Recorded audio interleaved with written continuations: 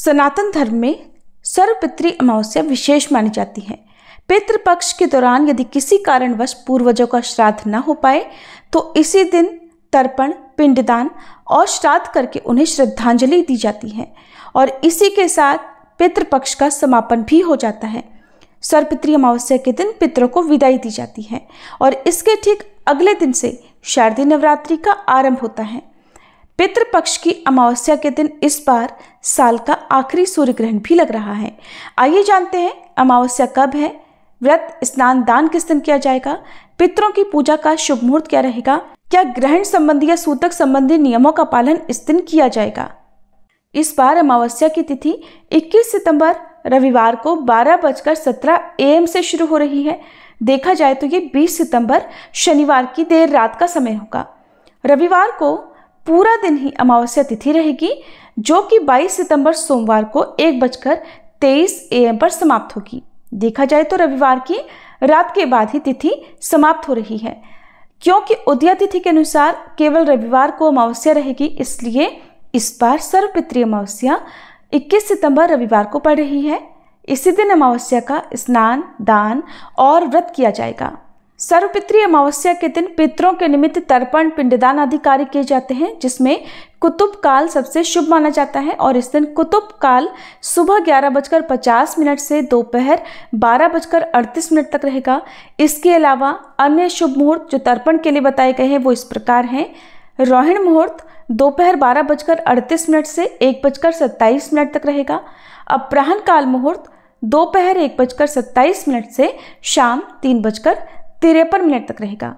मान्यता है कि इन मुहूर्तों में किया गया तर्पण और पिंडदान सबसे अधिक फलदायी माना जाता है।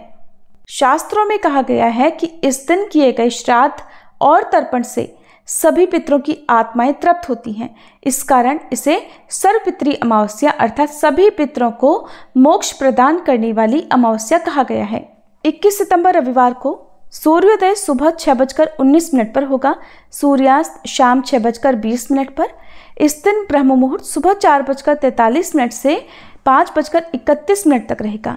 इसके अलावा पितृतर्पण आप इस दिन सुबह 11:01 से दोपहर 12:50 के बीच में भी कर सकते हैं।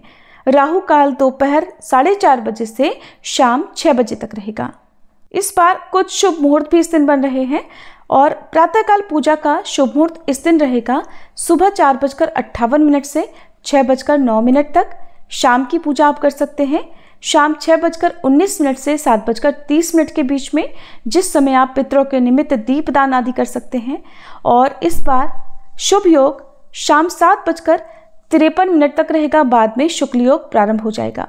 इसके अलावा पूर्वा फाल्गुनी नक्षत्र सुबह 9:32 तक रहेगा और बाद में उत्तरा फाल्गुनी नक्षत्र प्रारंभ हो जाएगा। और इस बार सर्वपितृ अमावस्या के दिन यानी 21 सितंबर रविवार को रात 10:59 से साल का आखिरी सूर्य ग्रहण भी प्रारंभ होगा। सूर्य ग्रहण का सूतक 12 घंटे पहले लग जाता है। अगर बात करें सूतक काल की तो भारतीय समय अनुसार 21 सितंबर को सुबह लगभग 11 बजे से सूतक काल भी लग जाएगा। क्योंकि यह एक आंशिक सूर्य ग्रहण होगा और जिस समय ये ग्रहण लग रहा होगा उस समय हमारे देश में रात हो रही होगी, सूर्यास्त हो चुका होगा, इसलिए ग्रहण हमारे देश में नहीं नजर आएगा और न ही इसका सूतक या ग्रहण संबंधी कोई भी नियम लगेगा।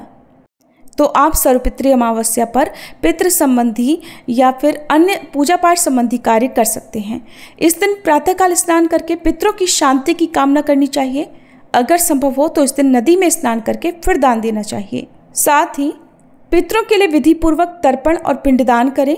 गाय, कुत्ते, कौवे, चींटी और देवताओं के लिए भोजन निकालें। ब्राह्मणों को भोजन कराएं या निर्धनों को दान की सामग्री दें।